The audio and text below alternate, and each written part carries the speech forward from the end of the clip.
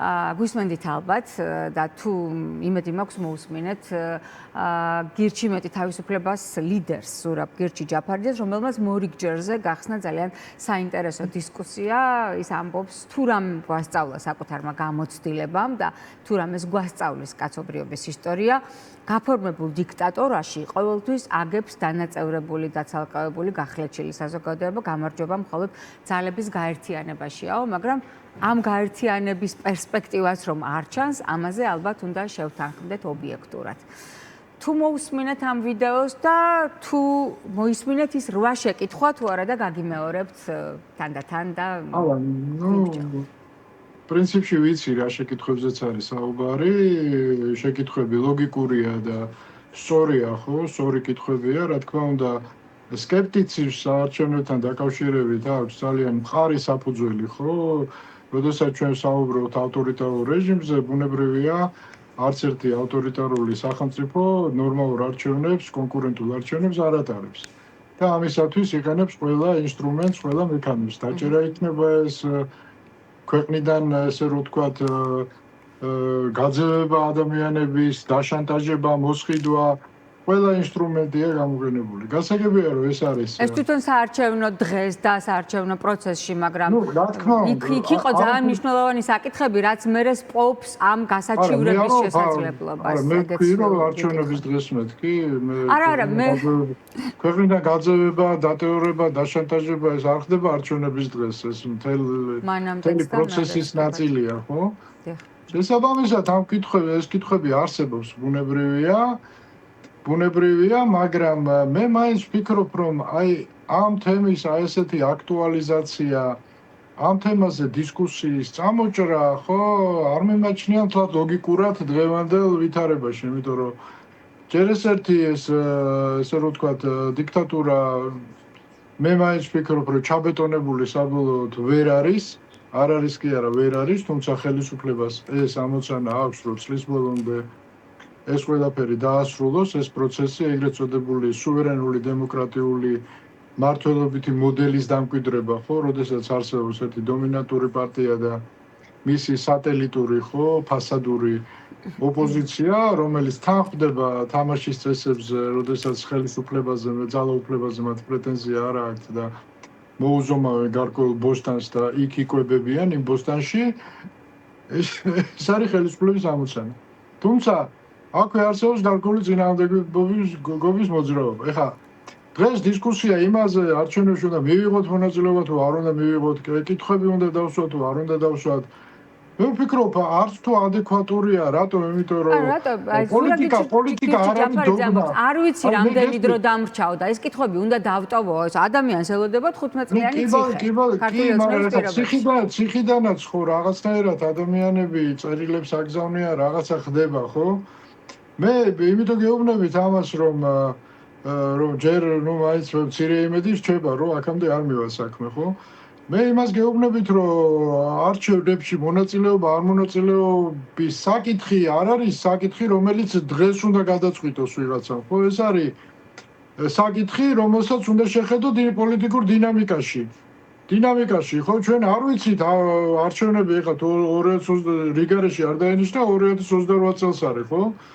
ამ არჩევნებამდე რა მდგომარეობაში მივა ქართული საზოგადოება, შეიძლება საერთოდ აღარ ჩატარდეს არჩევნები, ხო, ისე აქვს ამათ აკრეფილი და შესაბამისად ფუჭია საერთოდ ამ თემაზე დისკუსია მეთქი იმას, რომ ან შეიძლება იმდენად მოირყეს ხელისუფლება პირიქით, რომ არჩევნებს პირიქით აზრი ეხლა როგორ რა გინდათ, მე გინდათ რაღაც ესე რომ ვთქვათ, აქ ფორმულები დავდო, როგორ? რატომაც არა, ჩვენ ვართ პოლიტიკურ პროცესში.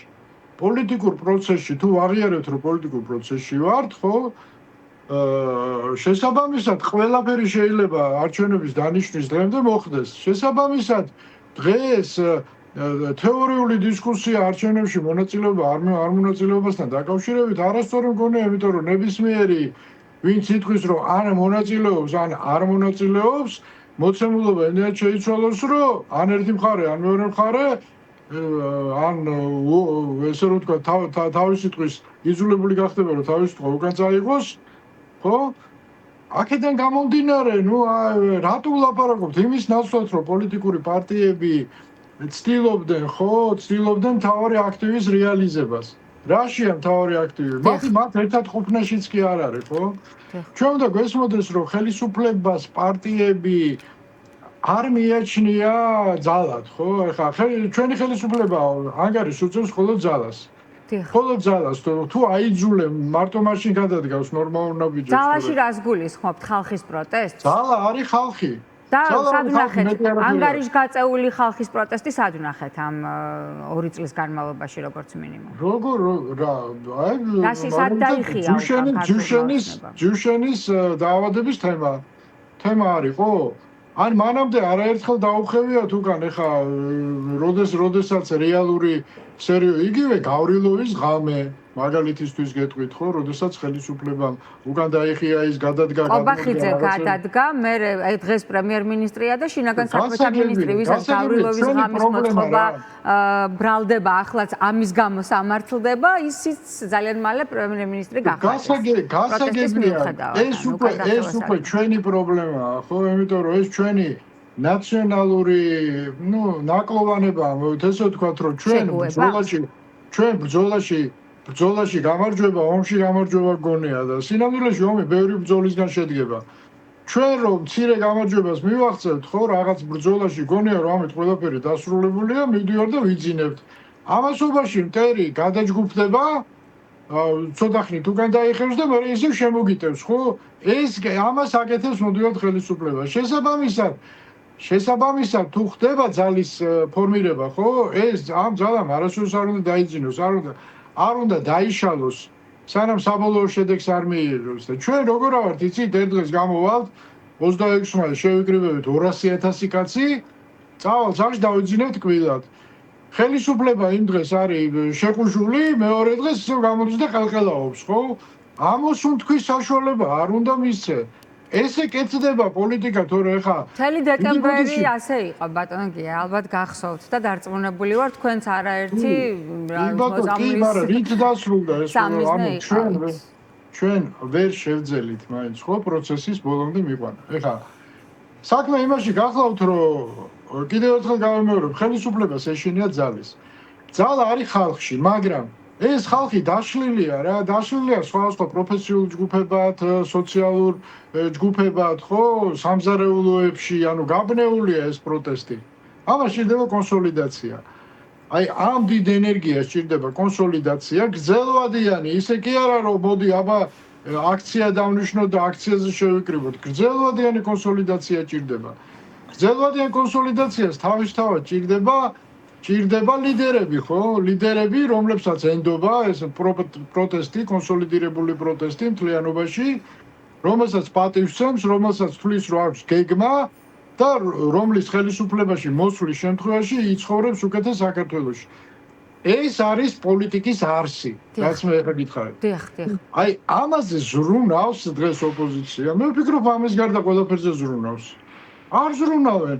ხიდები ხალხი, შეეგუენ თითქოს იმას, რომ რეგიონში რო წავიდე იქ პროვოკაციას მომიწყობენ და რაღაც. ან თუ მიდიან რეგიონში, იბრალებენ უბრალოდ რეგიონში მიდიან, საკუთარ აქტივს შეხვდებიან და მოდიან და მერე სურათებს დადებენ.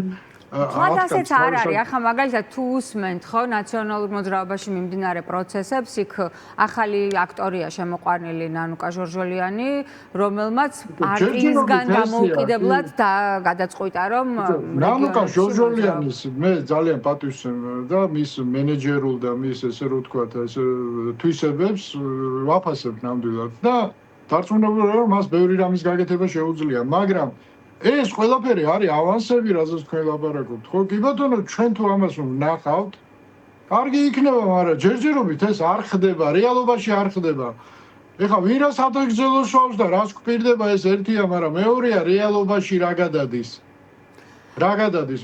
მე თუ გითხავთ ნაციონალურ მოძრაობას თავისთავად ელექტორალური ზრდის პოტენციალი არ აქვს.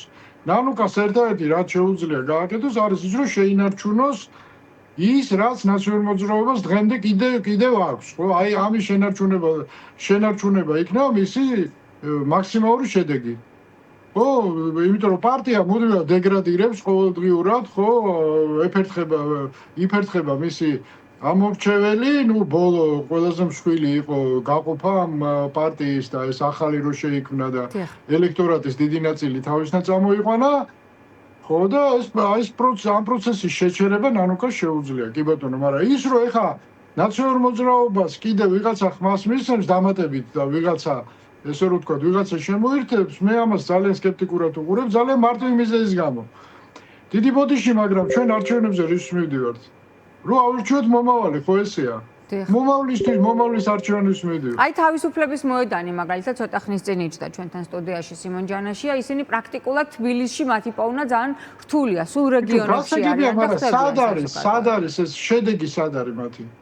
მე ხო ვიცი ეს შეხვედრები როგორ ტარდება. ვიღაცა აქტივისტი ყავთ იქ, იმაზე უუბნებია შეგვიკრიბე ხალხი, ის თავის ბიძაშვილებს, მამიდაშვილებს მაგაცებზე თქვის. ერთი ათიკა, ეს არ არის ხალხთან შეხვედრები.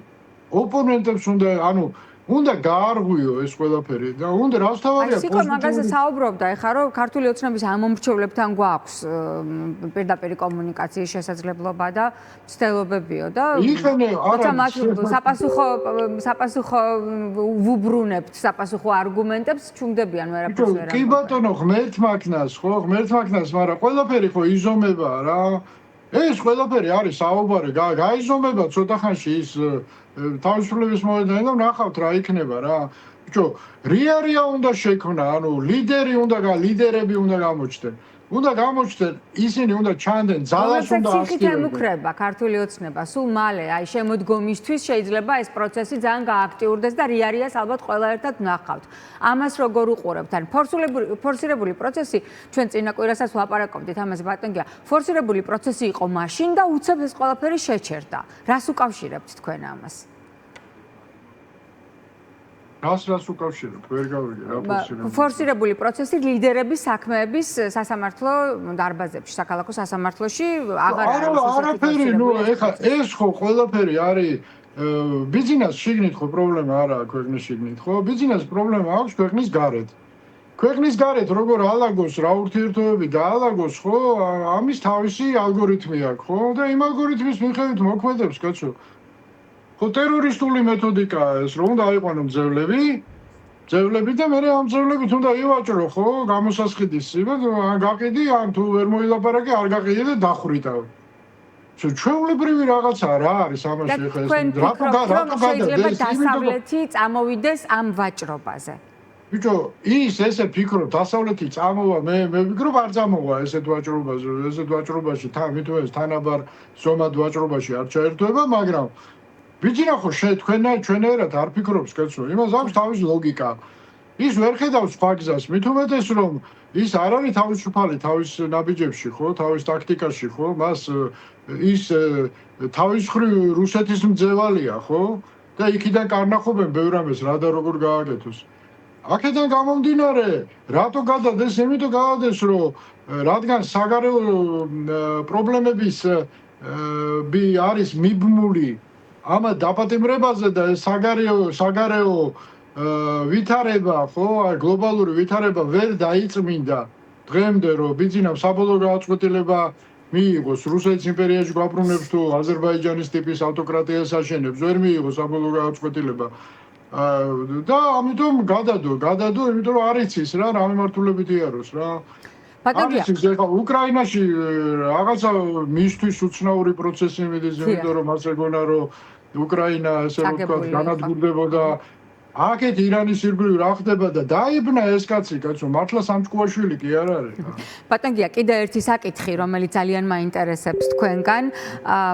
თქვენ ბრძანეთ, რომ ბიზნეს შიგნით პრობლემები არ აქვს. მაშინ რასერჩის მაგალითად მამუკამდინარაძეს, რატომ წვალობენ ამ პერსონასთან მიმართებაში, ან რატომ ქმნიან ისეთ არაფორმალურ დაჯგუფებებს, რომლის მტკივნეული და ძალიან ტრამვული გამოცდილება აქვს ჩვენს ქვეყანას. ეს არის MMA-ის მებრძოლთა რაზმი რაზმი, რომლებიც ჯერ ციხეში წასასვლელადაც კი მზად იყო ჩვენი ცემის და გაჩუმების შემდეგ და მეორე დღეს თქვეს, რომ ეს ადამიანები ნუ გვაბულინგებენო. მე შექმნეს რაღაც ხელოვანების არაფორმალური რაზმი, რომლებიც ამბობენ, რომ სისხლის უკანასკნელ წვეთებამდე დაიცავენ ტრადიციებს, სარწმუნოებას, რელიგიას და ქართველობას, მაშინ როცა თვითონ შეურაცხყოფდნენ ამას რამდენიმე რა შეჭირდება მაშინ ამ ხალხის შექმნა, ამ ფორმირებების? არა, აქ არ არის იმაზე, ესე შენდება ავტოკრატიები, კაცო, ეს არის გარკვეული მატრიცა, ხო, დამუშავებული თავის დროზე KGB-ში.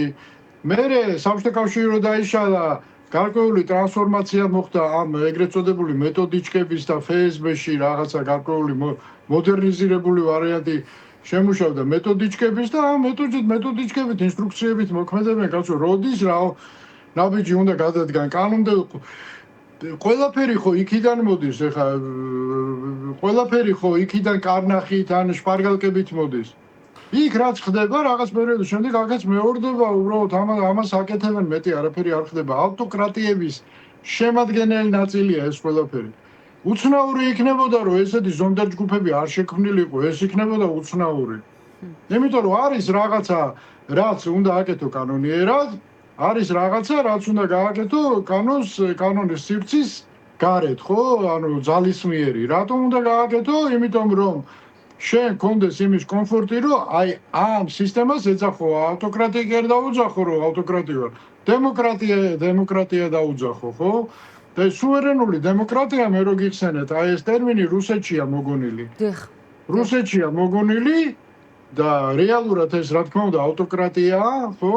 და ტოტალიტარიზმის ნიშნებსაც შეიცავს უკვე ეს რუსეთში ეს ჩანს და გარკვეული სიმპტომები საქართველოშიც უკვე გაჩნდა. ასე რომ აქ თან ეს იმ ხელისუფლების მხრიდან, რომლებიც ჩვენზე ამბობდნენ, რომ აი მაგ ხალხს ომი უნდა. გასაგებია, არ არის საკუთარი საზოგადოების ჩვენ ისევ რაღაცა საყვედურის და გაბუტების ტონში გვინდა საუბარი. არ აინტერესებთ რა. არ აინტერესებთ, ეხლა ჩვენ რაც არ უნდა ვთქვათ აქ რომ აი და ეს ხელისუფლების არ აინტერესებთ, მათ აქვს თავისი პროპაგანდისტული მატრიცა. არა აქვს არც მორალური, არც ზნეობრივი საზღვრები, ой, გუშინ იმას ვამბობდი და დღეს ეს რო თქვა სირცხვი. არ ფიქრობენ, შეუძლია დილას დაიძახონ, გავამარჯოს ნატოს, საღამოს დაიძახონ, გავამარჯოს წითელ არმიას. რამე პრობლემა აქვს? არა აქვს. აი განათლების მინისტრზე ლაპარაკობდით, ხო? დიახ. ამა შეპირდაო და მე არ შეპირებიო, რომ ის თქვა, სხვა რაღაცა გააკეთაო, ხო? ესეთები არიან, ხო? ესეთი რაღაც უცნაური ის გამოიყვანა, ხო? ახალი 21 საუკუნის ქართველი გამოიყვანა ბიძინამ, ხო? რომელი კასში გამოიყვანა არ ვიცი, მაგრამ მოახდინა ნენელა ეს დათათუთაშკიაში რო გახსოვთ ალბათ, ხო? აი სუის მახსენდება ხოლმე რა. კი ბატონო. ძალიან დიდი მადლობა ბატონ გია, დაგემშვიდობებით.